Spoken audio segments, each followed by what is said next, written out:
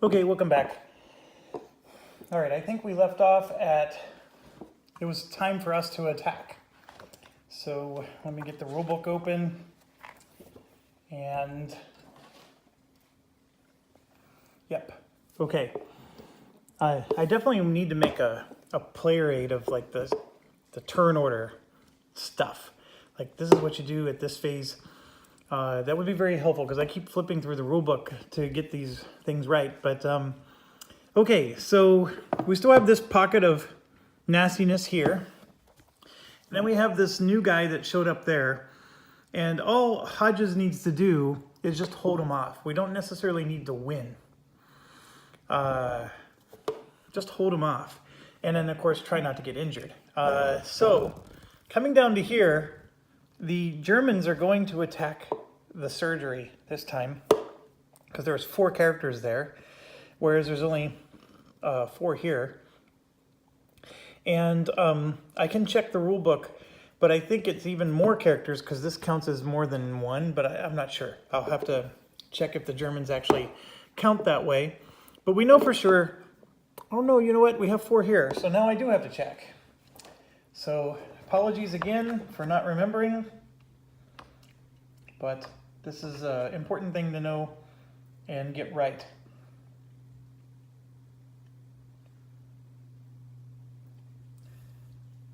If there's more than one adjacent square containing British units, the German targeting priority is below. So the church, the square that contains the most British units, and it says Home Guard, British regular, and US regular units count double. So it's Home Guard, British regular, and US regular. So the only things that are in the game are Home Guard. So they count double. So here you can see this counts as 2, but these count as 4. So that has 6. And then it's 2, 3, 4, 5. So they're actually attacking this space. All right, so let's go ahead and get some attacks going. These 2 can only do melee attack, and so they may not attack. But we're going to start with this square up here. I think that's the more attractive one right now. So we have 5 for Earl Thorncroft. So, and he hits on a 6. And he missed completely. So now we're going to go to Sergeant Drake. He shoots 4 dice, and he hits on a 5 or a 6. And we still only got 1 hit out of that, so 1 hit's better than nothing. And then we have the women's hunting team. So let's do, come on women power here, come on. And they get a hit, so they got a 6, so another one's out. All right, so we're down to 3. And this guy's injured, so he's not going to do melee with them. We would need a 12 with the 2-sided die. I'm not thinking that that's good odds there. So remember, we're going to get 2 plus 1 for a terrain bonus. Technically speaking, we're not supposed to roll those until after they go. So we're going to get 3 dice here, is what I'm trying to say. Largely because he's in this space, and as long as one other ranged character is also in the space, we get a bonus of +1 to our terrain. So now we're going to come here, and let's start with McGowan. He rolls 2 dice. He needs a 6. And he got 1. So 1's down. All right, and then we're going to go to Reynolds, who gets 5 dice. And he needs a 6. And he got 1. All right, so now Daisy Woods could do an attack. And I'm going to choose no to the close combat. And then we're just going to do terrain bonuses. So he gets 1 terrain bonus. Miss. And then this one gets 3. And let's see if we hit. And we missed. Dang it. Okay, but I'm still very happy with how much we whittled them down. Now it's their turn to attack. But the 7th Flieger Corps gets a nice bonus to their attack. It says here that when there's only 1 unit, they still get to roll 2 dice. So they're going to roll 2, and then they're going to add a 3rd one because of the control marker. So they get 3 dice, and then Reynolds makes this a 0, so they don't get a bonus there. So they're getting 3 dice on these guys, and they get a hit. So in priority, McGowan gets hit first. So he goes down like so. All right, I forgot to do Hodges over here. So Hodges has the grenade. I don't want to use the grenade. So what I'm going to do is I'm going to do a ranged attack on him, but I'm not going to use the grenade. I'm just going to do a 1 die. Or no, he has to have a weapon. Oh. Fine, I'll use the grenade. It's 4 dice, and look at that, I got 2 6s. So this guy's eliminated. So that's good. But now we have to look at our chart.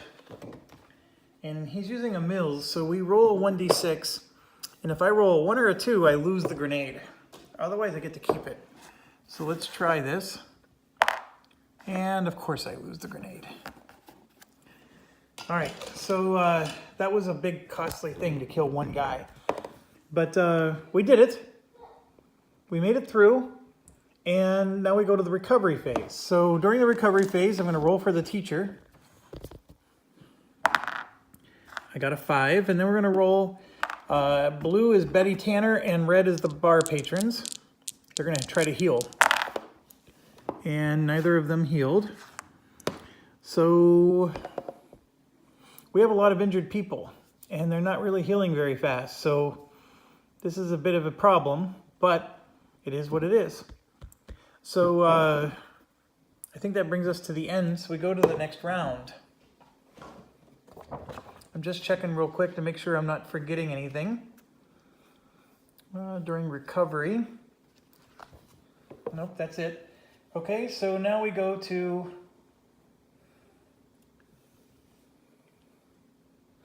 Now, we are skipping the German advance phase because these guys would advance there, but they can never, ever go where units already exist.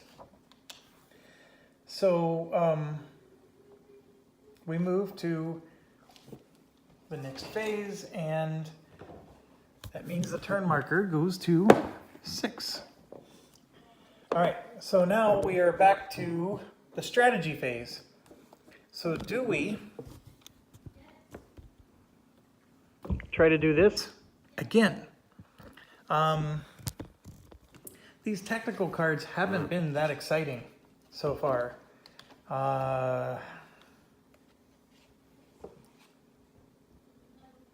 So we can prevent the 7th Flieger Corps from entering play. Actually, that is a little exciting. So we're risking moving the invasion marker to 4, which means that the 5th Flieger Corps, which are these guys, are going to start, or 5th infantry units are going to start entering the game. Oh. Do we try this one more time, folks? We've gotten lucky, very lucky. Technically speaking, we should not have gotten that lucky with this. Now, with that being said, we should have gotten much more lucky with our equipment draws, so I guess it balances out. By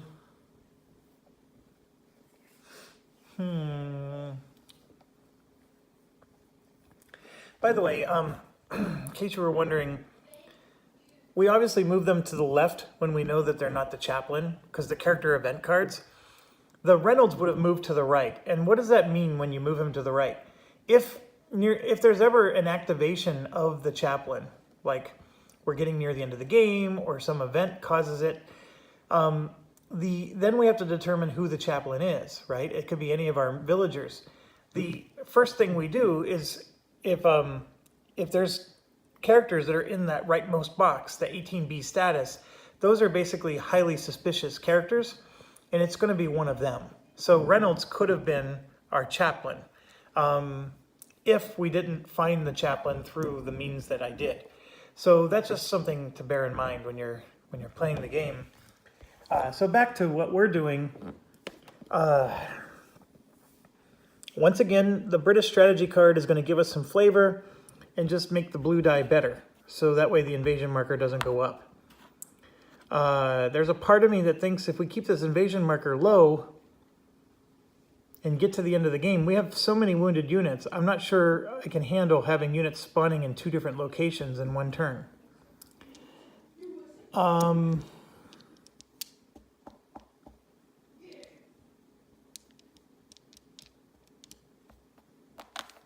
know what? We're going to do it. We're going to do the British strategy card.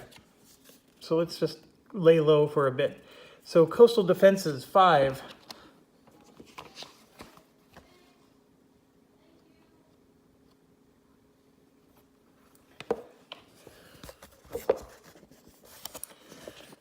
Although German pre-invasion bombing proved accurate, British coastal defenses inflicted significant damage to Kriegsmarine units, accounting for the sinking of the destroyers Karl Gulster, Wilhelm Heidkamp, Anton Schmidt, and the light cruiser Leipzig. So we only get a +1. So it wasn't a very good bonus. But let's hope we continue some hot rolling in this. And we got a +1, so we're at a tie. And now I got to check. I think a tie works in our favor, but let's find out. Sea Lion roll. If the modified value of the blue d6 is greater than or equal to the value of the red 6,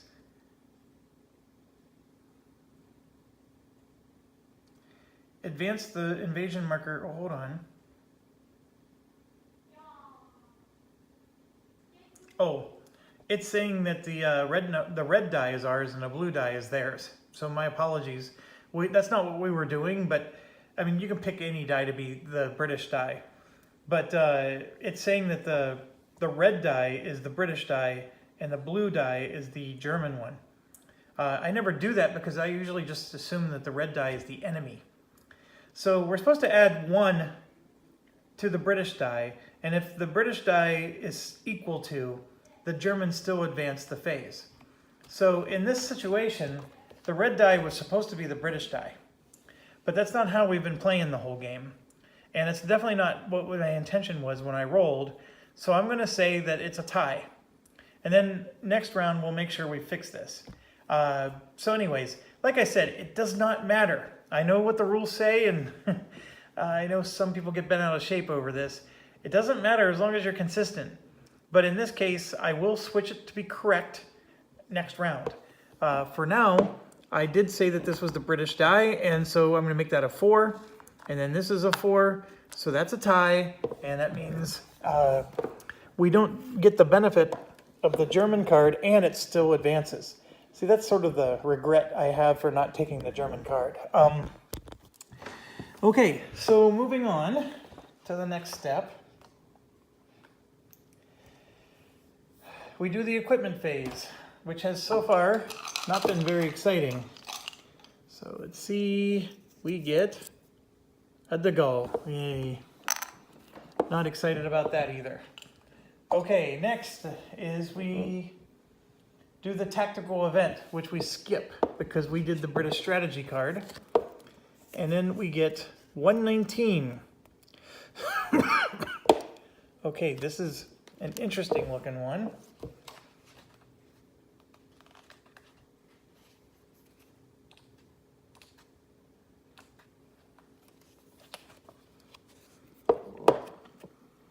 Concentrated defense is vital. You must hold your defensive positions until regular forces are in a position to reinforce or relieve you. Exactly the same as Event 118, except once deployed from the upcoming British movement phase, you may not move any Home Guard units from their current location. During the recovery phase, roll 1d6. On a 6, the event is removed. A 5 or a 6 if Sergeant Taylor is in the same square as Captain McGowan. That is definitely not the case here. If Captain McGowan is no longer on the board, but Sergeant Taylor is, the event is automatically removed. So now we got to read 118. The Home Guard, under the command of Captain McGowan, had a number of pre-planned defensive strategies. However, in the heat of battle, not all of them proved to be as effective as they had been in theory. So let's get to the effect here. From the upcoming British movement phase, you must attempt to move all Home Guard units so as many as possible occupy and remain in different squares. During the recovery phase, roll 1d6. On a 6, or a 5 or 6 if Taylor is in the same square as McGowan. The event is removed. It cannot be deployed if events 119 or 120 is also deployed or Captain McGowan is not on the board. So we're really 119, and so it says same as event 118, except once deployed from the, you may not move any home guard units from their current location.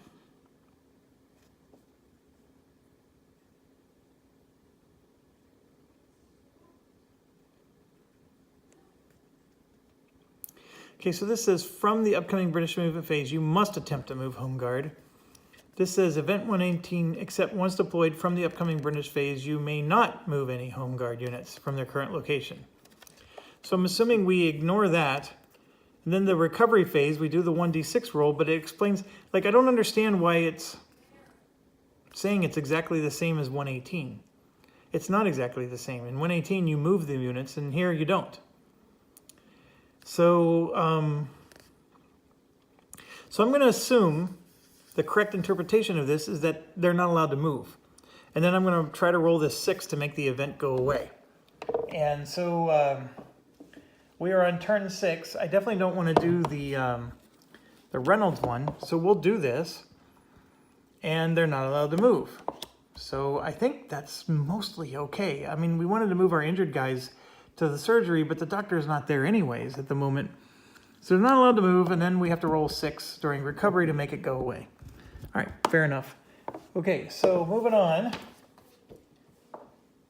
It's now the British movement phase, and then German placement. So is there any British movement we want to do? And I'm not sure there is.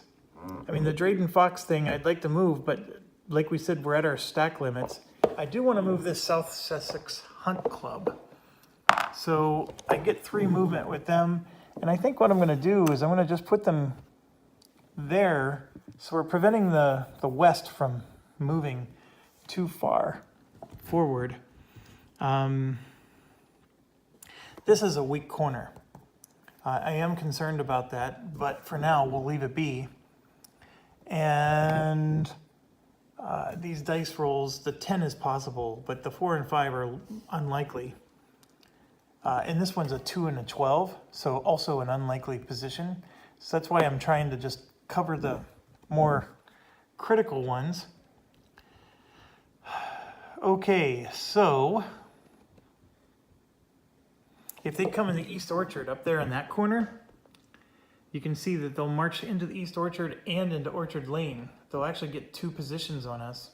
Same with the cemetery. They would get 2 positions on us, but they would stop at Orchard Lane. I think, you know, when you're playing this game, you have to be willing to give up terrain and then just pick your points where you're going to hold. And that's basically what I'm trying to do here. Because we do have a really nice gun on that home guard up there, the Lanchester.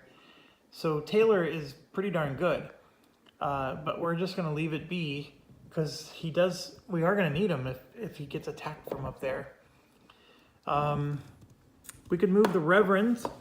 I think there is room here for Reverend.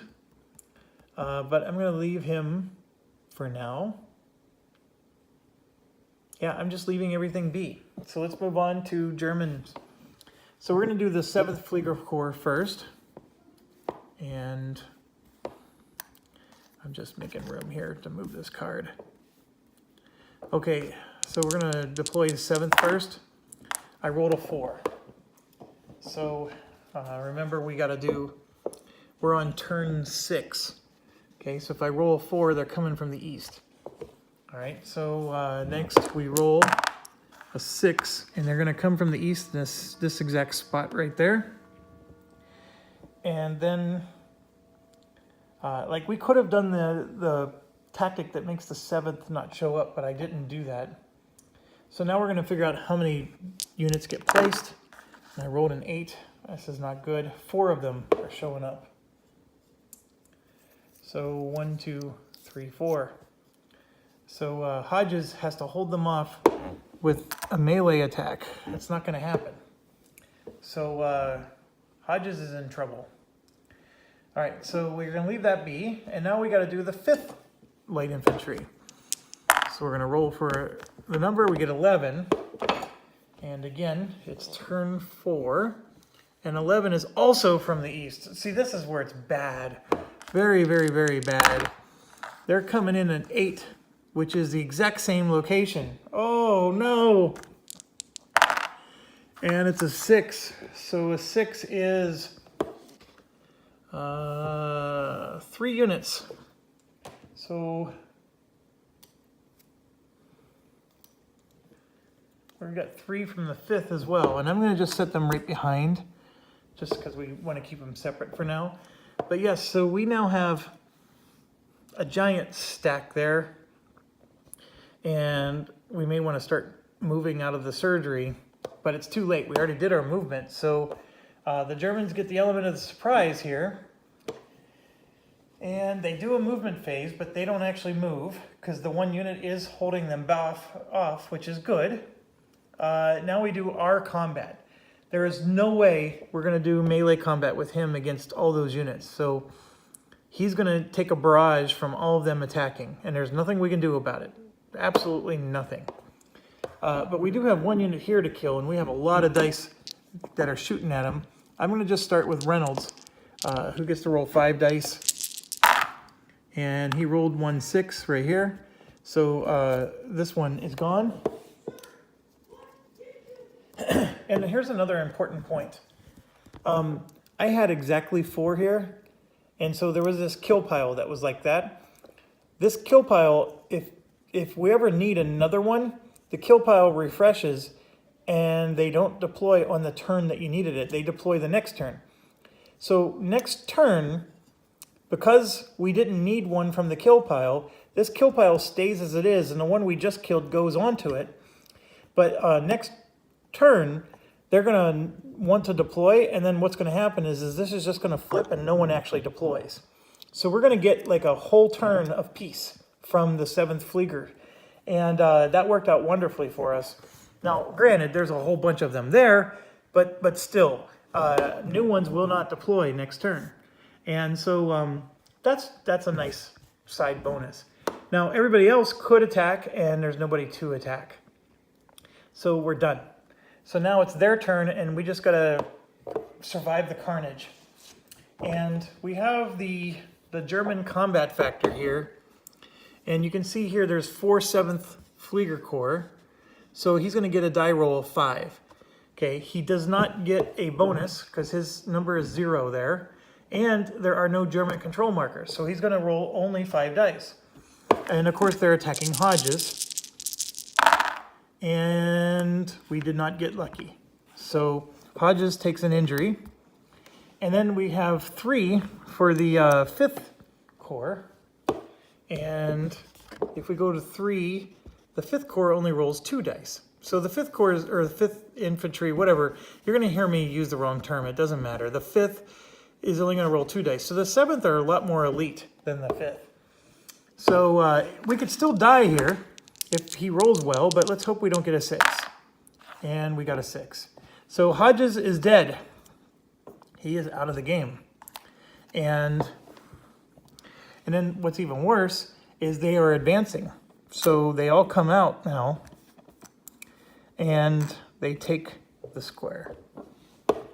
We needed Hodges to survive that, and I think he could have. The odds were on our favor, but it didn't work out that way. So they would have advanced even more, but Arnold held them back. And that's why I was keeping Arnold and Finley where they were. But we definitely need to go in and support them. And you can see here that the garage has awful odds in our favor. So when we position ourselves to attack them, the main road was actually the best place to be. And we just lost the best location on the east side. So, and you can see that the surgery is a good location and the police station is a good location. So there is a possible strategy of giving up the garage. But man, oh man, they're only 1 space away from the church when you start doing that. So we got to be really careful here. And the east is not looking good for us. All right, I think that ends it. And we now go to the recovery phase. So we're going to see if we can make a De Gaulle. We don't. And so then blue is Betty and red is the bar patrons. And neither of them heal. So this healing thing is not working out. We have a ton of injured units. And yeah, it's just not a good time right now. Okay, so we're going to move to turn 7 on the turn track. And first thing we do is pick our strategy marker. Well, I'm thinking let's do the German strategy card. We've already unlocked the 5th Corps, or 5th Infantry. If it gets to 6, we would unlock another infantry unit. And so there is a possibility of like, hold on a second, Jeff, you've gotten really lucky. Maybe now you just keep them at bay. There's not a wrong strategy. I mean, these cards can be helpful, and they have been helpful, but how much so? I don't know. Like I can tell you, I think this one is a super good one, but it's at the bottom of the deck, so we're not going to see that today.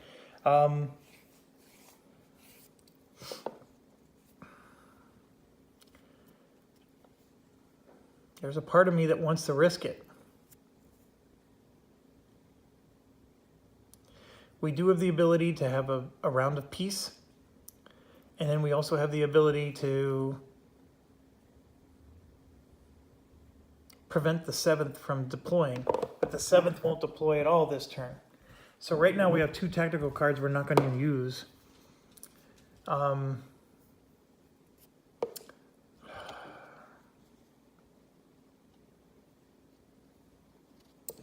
So here's what's going through my head. I have played this before, even though my constant checking of the rules would indicate otherwise.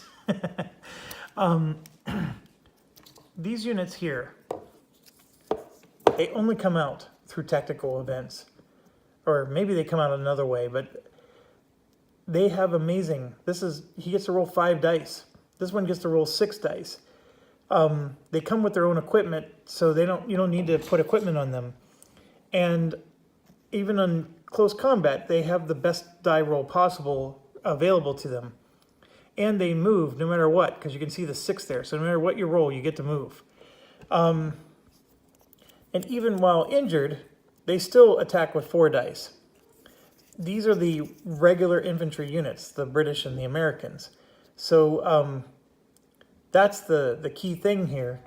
And it would be really nice to get some of these folks to join us, because that does change the game in our favor, having one of them around. We also have tanks that can join us, and these tanks are awesome. But once again, we can't get them unless we get some events in our way. And then we even have vehicles that can become available. Again, we need events. We have med kits, but we need events. And we have anti-tank, I think, mines or whatever those are. And once again, we need events. So there's a big part of me that wants to, get some events. Screw it. Let's do it. I'm going to do a German strategy card. So tanks ashore quickly. Oh, this might not be good. 18. Oh. Well, maybe my playthrough will end quick. Tanks ashore quickly. Rommel's insistence that panzer units be included in large numbers in the first landing wave proved significant in rapidly establishing and expanding the German beachhead. A total of 160 Panzer III and Panzer IV submersible tanks participated in the invasion, with the latter proving decisive during the Brighton breakout. It's just a +1. I will take a +1. All right, so remember, the blue die is the German die, and the red die is the British die. So they get a +1. Well, they were going to win anyway, so I'm glad we did what we did. Okay, so this moves to 5. Well, maybe they wouldn't have won, but still, they rolled really well. So that happens. Now we get a item from the kitty, and we got a Lee Enfield, which is a good gun. So very happy with that. So maybe we want to get the women's shooting team to go get another gun. That's not a bad idea. Or we can have the South Sussex Hunt Club go get it. Unfortunately, we're going to do our move phase before we discover where the Germans are coming. So that's the only unfortunate part. But yes, we'll figure that out later. So now, after that is which phase? Tactical. So let's see what we got, whether or not it was worth it. Here comes the cavalry, 3. That better be good. 48. That would mean we're getting something. It better, dang it. Okay, so it says it's identical to 46, except the east orchard of the main road must be British controlled. Well, the main road is not. The east orchard is, amazingly enough. All right, so 46. Throughout the course of the battle, reinforcements from the East Kent Regiment, based in Bromwell Heath, and the 1st United States Expeditionary Force, billeted in nearby shellfront devices, arrived to assist the defense of Berkham-Stokes. Special case. Yeah, so the special case for us is different. So, the shop must also be occupied and British controlled. We have the shop forever because of our event. Effect, roll a 1d6. On a 1 to 4, place a British unit. On a 5 to 6, a US unit. In one of the locations mentioned in the special case that is British controlled. This is awesome. So we need to get a 6, by the way. See the number 6? And the invasion marker is at a spot where it's a 0. So we're going to roll 2 dice to try to deploy this event. And we need a 6 or better. And there it is. I got an 8. So we are deploying cavalry. All right. This was what I was telling you about. We needed this a little earlier in the game, but I'm still very, very happy. So a 1 to a 4 is British. Let's get a 5 or a 6 because the US units are just slightly better. It doesn't matter. The British units are dang good. So we get this awesome unit, and it has to go in one of the 2 places of the special effect. We can't put it here because we no longer control it. This was a big loss for us. But we can put it there. And I'm going to move Edith up to the East Orchard just because, as you saw, we lost the main road and the East Orchard was the other condition. I mean, we could cheat and I guess look at the other events to see what locations we need to control. But we got really lucky because if they had come out there and taken the East Orchard, which we were going to give them, right? That would have hurt us a lot. But we did it. We got it out. And I'm very, very happy with that. That is excellent, excellent news. The cemetery, by the way, is a wonderful defensive spot for us. You can see it's a 2/0. So we could send somebody to hang out at the cemetery. I don't know who I want to send there, but the home guard, that guy that just died, would have been perfect. And I'm not real happy about losing somebody already, but let's move on. So now it's the character event. Reynolds is still prevented because of Daisy. And this one just looks ugly, ugly, ugly. 61, everything's red and bloody. And then it's going to be turn 8. So the good news is we don't have to do it because it's not turn 8 yet. But man, what's going on? 61.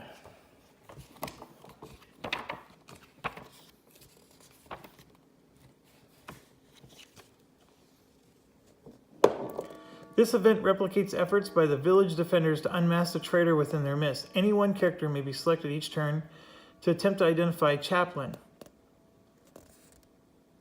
Something fishy. Now that's actually in the rulebook under the Chaplain thing. And I think what's going to happen is we just get to ignore it and discard it.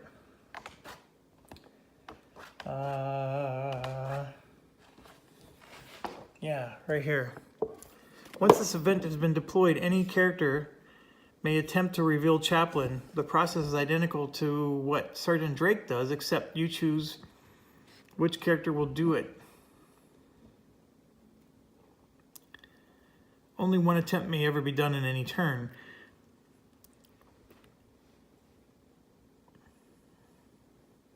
And if you're in the 18B status, you can't do the roll. So it's pretty interesting. Oh,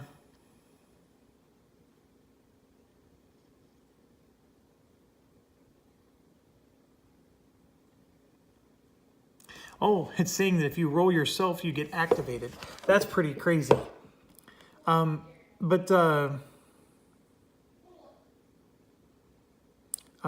fine because, so basically this is a discard. The Chaplain's already been revealed. So nothing happens with that. So I guess it could have been worse. It would be nice if we get some good ones to help us, but okay, so let's move on. Next phase, I believe, is British movement. Yes, it is. So we do want to move. We mistakenly, it was my fault. I should never have left so many units here. And in doing so, I caused us to lose the main road. But let's move Sergeant Drake. And I think I'm going to put him... Yeah, let's see how many he moves first. So he moves 6. So I was going to put him in the cemetery, but I need his help to take out all these German units. So what I'm going to do is I'm going to move him to Hangman's Lane here. And then the women's club, we want to get a 5. So we only got a 1. So what I'm going to do with the women's club is I'm going to move them to the garage because we want them to come pick up this gun over here. And the garage is at least one step closer to doing that. But by being in the garage, they can at least attack the Germans. Now the Germans are going to get a really nice bonus against the garage. So we want to make sure the garage has less units in it than anywhere else. And remember, this unit counts as 2, but he only moves on a 2. So now we're going to move him, and I got a 2. So he's not going to be able to move very far. He only gets a bonus if there's another ranged character in his space. And so I can move him here, and he'll get a bonus because he's going to help the shooting team. But he's basically guaranteeing that the Germans are attacking this space. It's a very...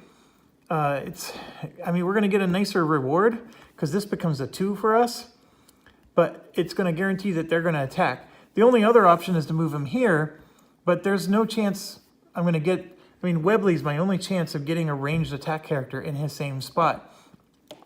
So is it worth it? I don't know. But by even moving him here, I only have one character there, one character here. This is still the spot that's going to be attacked unless I move him out, which I might do.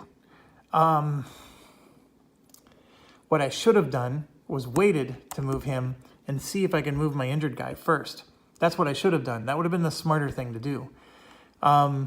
So what I'm going to do is I'm going to move him here because I still need him to attack this space. And I'm just going to get James Arnold out of the garage. So I'm going to move James Arnold out of the garage and move him... Get to move him one space. So I'll move him here to the square for now. Okay, so now we're going to try to move this injured guy, and he gets to only move one space. So I'm going to move him to the church lane. Daisy and Reynolds we're going to keep together here, largely to prevent from using that event. And also because we need to protect the South. We can't just abandon the South. But we are going to try to move injured Clark. And he does get to move 2 spaces. So we're going to put him in the surgery with Sherwin. They don't have any weapons with them, so they're basically useless right now.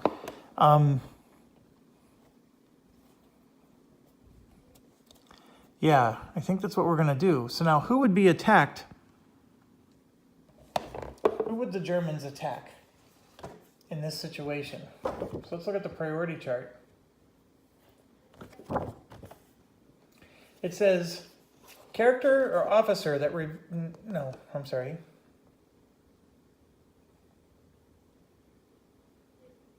Here it is. So they would prioritize the church. The square that contains the most British units. Home Guard, British Regular, and U.S. Regular count as double. So as you can see, none of those. Square, that's the next line of advance. So they would attack the garage, no matter what. So I'm going to move him to the garage instead. And then let's move our British Regular unit up there. So I rolled a 2. And so you can see I can only get to maybe the police station, and that's it. So I will do that. Now let's see if we can move Edith. And we can move her. So I'm going to move her up here to guard.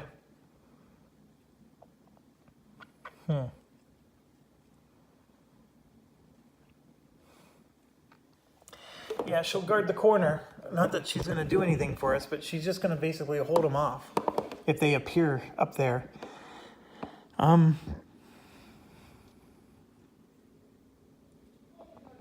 So we have this Lee infield here. And what we can do is we can move the gun to here. So I'm going to move Hartwell. We're actually going to move Reverend, right? So this is 2, 3. So we still have room for 2 more here, right, in our stacking limit. So let's try to move the Reverend. And the Reverend failed to move. He would have been perfect. But now let's try to move Hartwell. So Hartwell can only move 1 space. So he stinks too. But he'll move 1 space and he'll take the gun with him. And basically we're going to drop it here so Arnold can move the gun next turn. Now, he can only carry 1 item. So that's fine. I'm trying to think of, is there anything else we want to do? I mean, we have that De Gaulle, we have the Mills. Losing all those grenades is going to hurt when the tanks come. I don't remember the tank rules, but I can just tell you that the grenades are useful against the tanks. I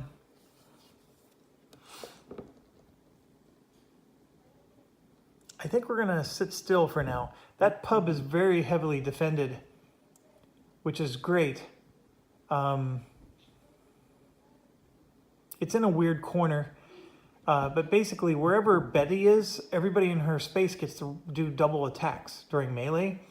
So having all the melee people bunched up like that is really good because they can basically take a corner out on their own. I'm only keeping that guy on the bridge because since he's on the bridge, he has that negative German modifier, so it counts as a 2/0, so it's a perfect place to defend. And he can help the pub people, but he can also shoot this way. So if this area were to be attacked, he can handle that too. The south right now, this corner is a weak corner, but so is that corner. You have to pick your spots. And this is sort of like Settlers of Catan. You have to look at the numbers and figure out what's the probability. I mean, the probability of a 9 is pretty good, but a 2 or 3 is really low. So, you know, what's the probability they're going to get that 10? Well, that's pretty decent, but the other 2 are not. So that's what we're trying to do is, you know, the 6, 7, 8 is actually super high probability. So there's a really high probability they're coming in here. And then look, they could continue. So we actually have an issue where maybe I want to move him over. Yeah, let's, but here's the problem. Yeah, well, actually, they both have a 6. So I'm just moving them 1 space. It doesn't matter what I roll. They're going to guarantee get a 1. So I'm moving them both 1 space over to there. And because this has a high probability, we've been actually quite lucky they haven't come out there. Okay, so with that being said, let's move on to German placement. Okay, so as you know, they're going to at least try to place 1. So we know that all of these are flipping. So none are going to deploy this turn. But we got to do the 5th Infantry. So let's roll for them. And I rolled an 8. So we got to get out our chart again. And we are on turn 7 now. So I rolled an 8. So they're coming from the east again. They love this east. And then we rolled a 5, and they're coming from the exact same location. Oh my goodness. And then I rolled a 6, so on a 6, it's 3 units are coming out. So 3 more units are being added to that location. And so we have a giant stack of Germans with hardly any defenders. Okay, it is what it is. I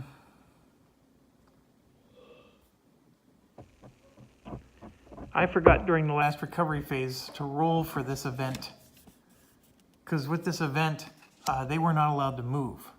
So let's do that. So I was not allowed to move him, and I was not allowed to move Hartwell. So none of the Royal Guards allowed to move. I think these 2 injured guys were already, nope, one of them, Clark, was back here. So I have to leave everybody where they were. So that's what that event does to us. So that hurts us even more.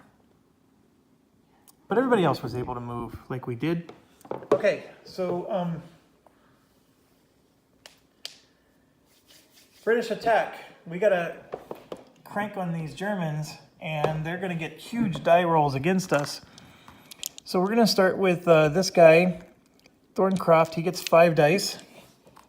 He needs a 6 to hit. And of course he doesn't hit with a single one. And then we have the women's club.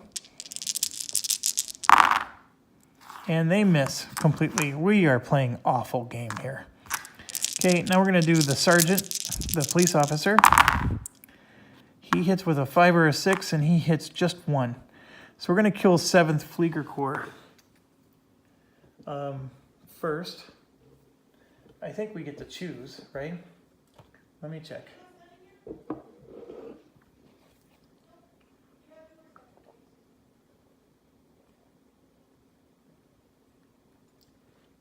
Yes, we get to choose. Okay. So we did awful. So now we get a 2 here instead of a 1. There's another hit. And then he gets 2 at the police officer. And there's a hit. So 1, 2, 3, 4, 5, 6. I'm going to look at the chart to pick who gets killed here. So here you can see with 6 units, he rolls 3 dice. So if we reduce him to 5 units, he still rolls 3 dice. But with the 7th Flieger Corps, he has 2 units. He gets to roll 3, but if we kill 1, he only rolls 2. So killing the 7th Flieger Corps was the better move. And in fact, it was the 7th Flieger Corps is just better all around. We want to get rid of them first as much as possible. Okay, so now it's their turn, and they are attacking the garage. So we're going to start with the 7th Flieger Corps. They get 2 dice. And they get 1 more for the control marker. And the last one, and then they get 3 more because of the location. Because it's a 1/3. So they're getting a lot of dice for just 1 guy. And he completely missed. So that makes up for our attack. So then we have these guys, which we already know rolls 3 dice plus 1. And then they're going to get 3 more. Because this bonus applies to both sets of divisions. And there's 1 hit and 2 hits. So both units are injured now. So his number of attacks drops by 1. And the women's hunting club drops by 1. Or shooting club. So it could have been worse. Somebody could have died. We now have a ton of injured units, and we need to get our doctor back. If those damn pub people won't get healed, he's going to come back to the surgery because we at least have better odds of healing here. So I was hoping that one of the pub people would have gotten healed because I don't want Betsy Tanner to die. I really want her to heal her as well. Okay, so with all that said, we are now in the German advance phase. Nobody's advancing. So now we go to recovery. So we're gonna roll. That was me hitting the camera. So we're gonna roll for the De Gaulle. And thank goodness it's a miss. Well, not thank goodness, but I would rather get a 6 with the healing. So Betsy and the pub people. Oh my gosh. All right, they're refusing to heal. So that hurts. And now we're gonna go to next turn. So we are on turn 8. We're cranking along. We're halfway through the game. And there's a part of me that still wants to keep drawing German strategy cards. Yeah, I'm going to do it. I'm going to draw a German strategy card because getting reinforcements is huge. Operation Herbstreich Deception Plan. 29.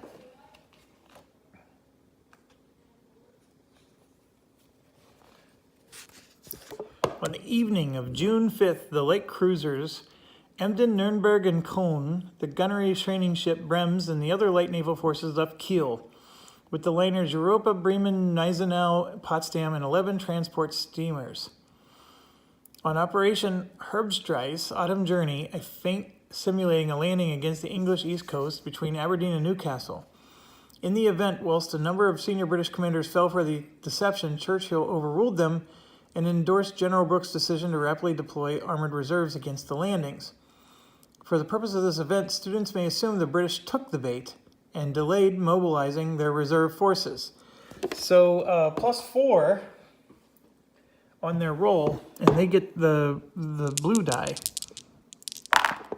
So 2 + 4 is 6. Unfortunately, a tie still works in their favor. We almost got it. We almost got away with it. So that means now a third unit is going to be spawning. And unfortunately, some of you might be shouting that if I would have just played conservatively and taken this, I really would have won that roll and I would have prevented that third unit from spawning. I know. I like my tactical event cards maybe a little too much. Okay, so now we do the equipment phase. So let's see what we get from that. And I drew a -2 GTM. So I think given the situation, we're going to just put it right there. So that makes them only get a 1 bonus against the garage.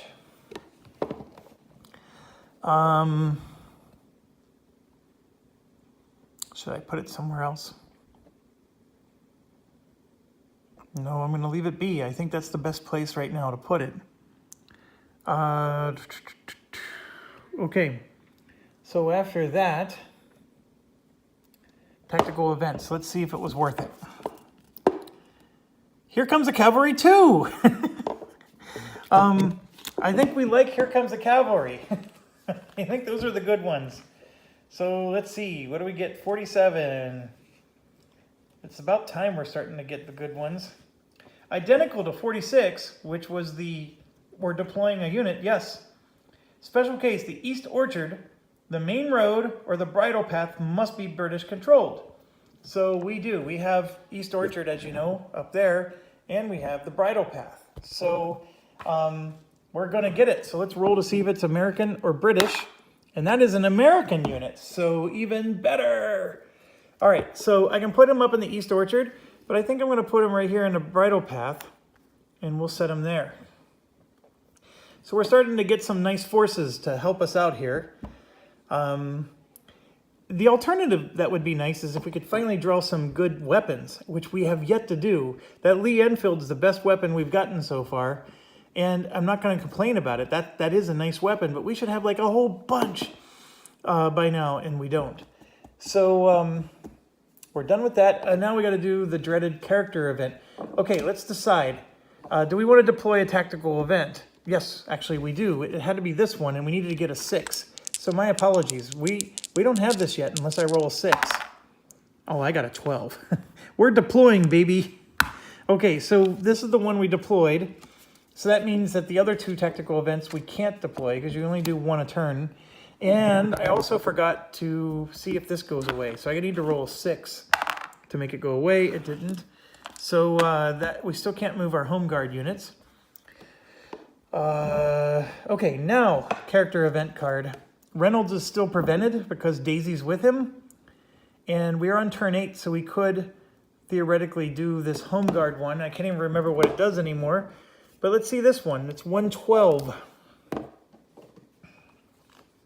Another Betsy one. Closing time. The regulars in the Black Bull were fiercely loyal to Betty Tanner and fought tenaciously to defend their favorite public house. Regulars sing socialist hymn. Customers at the Black Bull Tavern mark closing time on Sunday evening by singing the left-wing anthem, the Internationale, as the bell for the last orders was rung. The song was sung as a mark of respect for landlady Betty Tanner, whose husband Harold was reportedly killed in Spain, where he'd been serving as a member of the International Brigade. Effect: stack Tanner and the pub regulars together and add 2 to the British terrain modifier for all attacks conducted from the square. Add 3 if in the pub. If either Betty or the pub regulars leave the square, the event is removed. So Tanner and the pub regulars must be in the same square. So we do get to stack them. And they get to add 2 to the British modifier for all attacks conducted from the square. Okay, I'm realizing that the pub actually has a stacking limit issue, so I will fix that in the movement phase. My apologies, but just understand that there was no issue with it because there's never been an attack since we violated that. But some of you might have been screaming many turns ago about this, and I'm just now realizing it. But all right, so basically they're adding 2 to their British terrain modifier for all attacks conducted from that square. Okay, so that's more than just, that would be ranged attacks. The British terrain modifier. I don't think we get to use that for close combat. But basically, we're going to enact that one. Why not? And so this one is now in place. Betsy Tanner's getting a lot of attention from our cards in this game. And you can see here, I need to get Featherlake and the Doctor out of here because this is 2, 3, 4, 5, okay, if the teachers are there. So these 2 are beyond the... So I will take care of that right now in the movement phase. So the Doctor, of course, has failed his attempts to heal, even though he was illegally there. So let's get him out of there. And of course I roll 1. So I'll move him to the schoolhouse. And let's get Miss Featherlake out of there. I rolled a 1. And she's going to move. Well, yeah. She's going to move to the schoolhouse and take the Mauser with her. In fact, we're letting him carry the Mauser. He can't use it, but he can still carry it. This South Sussex Hunt Club is going to go try to pick up the Mauser. So let's roll. I rolled a 2. So they're going to come here and pick up that Mauser. So now they have 2 guns. And I know that we're leaving this open, but I wanted to get the gun. And the rest of our movement. We have a ton of injured units. And I can't move these 2 injured home guard units that are down here. Right now, these guys are the ones that are going to be attacked. But I'm going to try to move the British regulars. So I rolled a 6. I only needed to go 1 space. So the British regulars are going to come and help defend. This is now more attractive because this has a -2. So this is 2, 3, 4. I'm going to leave the police sergeant right where he is. And let's try to move the American regulars. And I only got a 2 for them. So I know they're a little bit off camera, but they're going to move 1, 2, and they're right here. And then I'm going to move James Arnold up one, not because he's any good, but because I want to get him into this square so he can take hits. So he's going to come back and pick up this Lee Enfield since he has enough movement points for 1, 2, 3. So he's going to come to this space and then give the weapon to the hunting club. And I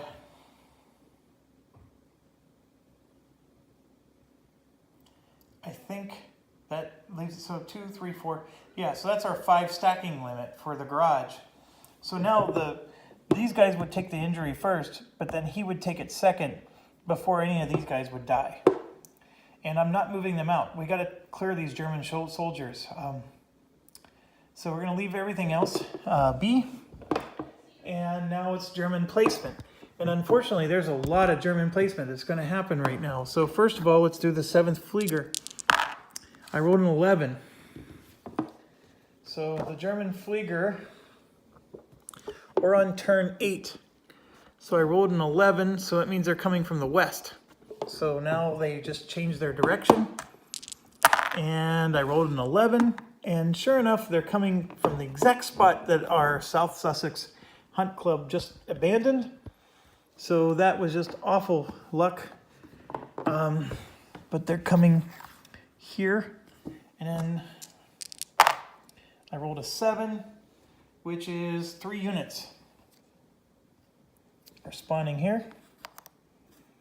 And so we know they're moving out like so and taking that territory. They would also have moved here, but since he's a ranged attack, he prevented them from moving. At the end of the round, they could try to infiltrate up because there's nothing here to stop them. And he is going to force them to have to do an infiltrate check. But if they pass the infiltrate check, they will still move. So this is not good. All right, so now we're going to do the 5th Corps, or 5th Infantry. And I rolled a 4. So I'm going to check. It's turn 8. A 4 is from the east. So they're coming from over here. So let's roll. I rolled a 7. So they're coming in the same spot that is already there. So let's see how many of them are coming. I rolled a 3. 4 units. And we just now got a stack of doom here. 4 more units were added. That's the entire 5th Infantry stack right there. They've spawned in the exact same location all 3 times. All right, so now the invasion marker is on position 6. So the 1st Infantry is also coming. So I rolled a 4. And on turn 8, that is the east again. So now we're going to roll. They're coming on position 5, so the exact same position. And I rolled a 9. 2 of them are coming. And so we now have 2 1st Infantry in the same spot. So the Germans are swarming us. All right, so now German movement, which I already did actually. And then we go to British combat. So let's start with the smaller section. There's only one combat we can do, and that's this guy with the Lee Enfield. He gets to roll 3, and he hits on a 5 or a 6. And of course, he misses with everything, like he always freaking does. And then his location lets him roll 2 dice, and he rolls 2 1s. Perfect. So we missed there. During German combat, I'm going to go ahead and just resolve this side. He has 3 guys in the 7th. So I'm looking up the units. If he has 3 in the 7th, he gets 4 dice. So there's 4 dice, and he's going to get 1 more because he controls the square. He gets a 0 because of this. So he gets 5 dice, and he hits. So Ford is now injured, of course. And then they're going to do an infiltration check. And they roll a 1d6. I just don't remember the actual.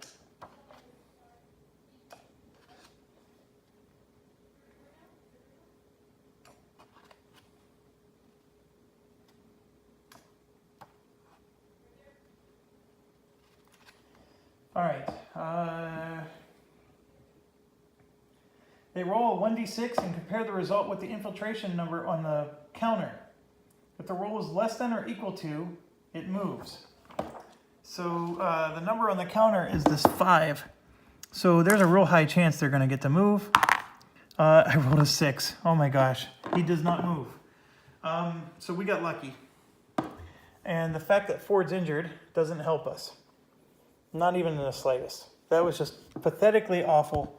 And now we're going to come over here for more pathetically awful. Let's start with the cop.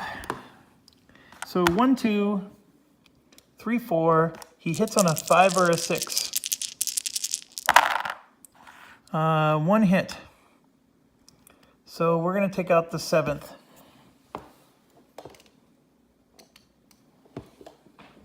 So one thing is going through my mind, and that is,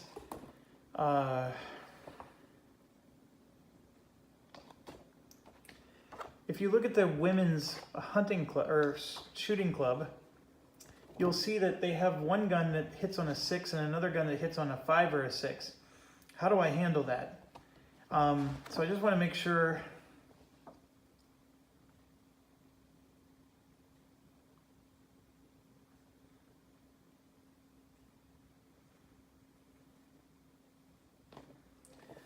And there's several sections here because I have to look at like there's a section that says what their, the stacking limits are and whether or not they can,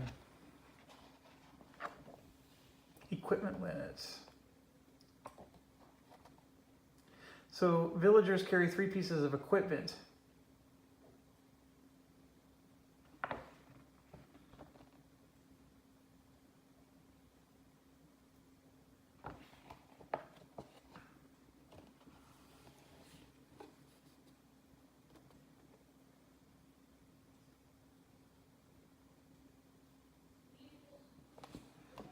So this is getting, I'm not sure the rules address this.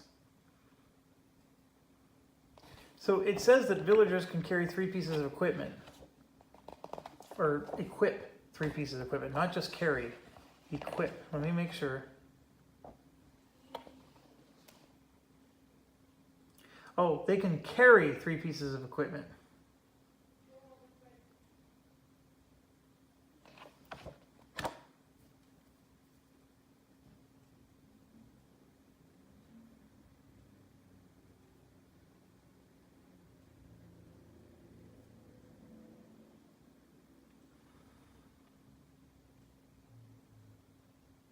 So I think you have to pick which weapon you're going to use.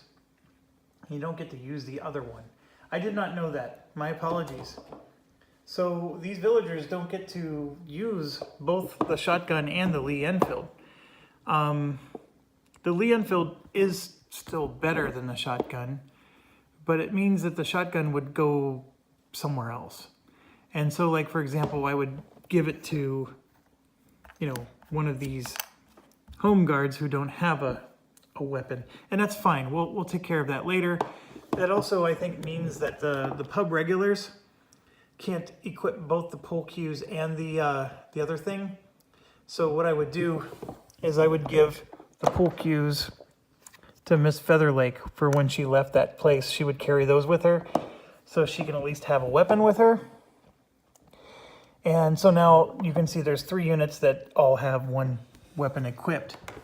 That also means then that the South Sussex Hunt Club, they'll take the Mauser and give the shotgun to Dr. Greystone to carry. He can't use it, but he can at least carry it and give it to somebody else. So Daisy, by the way, can use a weapon. So we might give her one. All right, so that changes things a little bit, but that's fine. We got this. Let's move forward. Police officer shot, killed 1 guy. So now we're going to do the Women's Hunting Club, which gets to roll 2 dice. They hit on a 5 or a 6. And boom, they actually hit twice. And I think we're going to just kill this other division, so they're not even going to get to attack. So let's do that. Both of them are gone. Okay, so now we're going to go to the British regular. He gets to roll 5 dice. He only hits on a 6. and he missed. Okay, and then we're gonna do this guy with the blunderbuss. He rolls 4, and he completely misses. And James Arnold is not gonna go melee combat against 8 guys. That's suicide. So now we're gonna roll terrain modifier for the cops, and then we're gonna roll terrain modifier for this. Remember, it's a +1 because of his ability. And we do kill one of them, which is at least something. All right, so now they get to attack, and they have a giant stack. 1, 2, 3, 4, 5, 6, 7, 8, 9. 9, holy cow. So if they have 9 units, they get to roll 5 dice. And by the way, the 1st Infantry Corps with 2 units would have gotten to roll just 1 die. But they get to roll 5 dice. 1, 2, 3, 4, 5. And then they get 1 more for the control marker. And then 1 more. This is a -2, but it still gives them a +1. And they are attacking here. And we got lucky. Look at that. No hits. So thank goodness there. The infiltration check we already checked with the other guy, so we are at the end of the round. So now it is basically the school teacher is going to do her Deagle check. She fails. Now we're going to see if we can get rid of this event. And we failed. So the home guards still can't move, even though they're injured. And we are moving on to the next turn, turn 9. And I'm going to just end the video because I'm at an hour, but I'm going to just hit play in a few seconds. So see you soon. Stay awesome.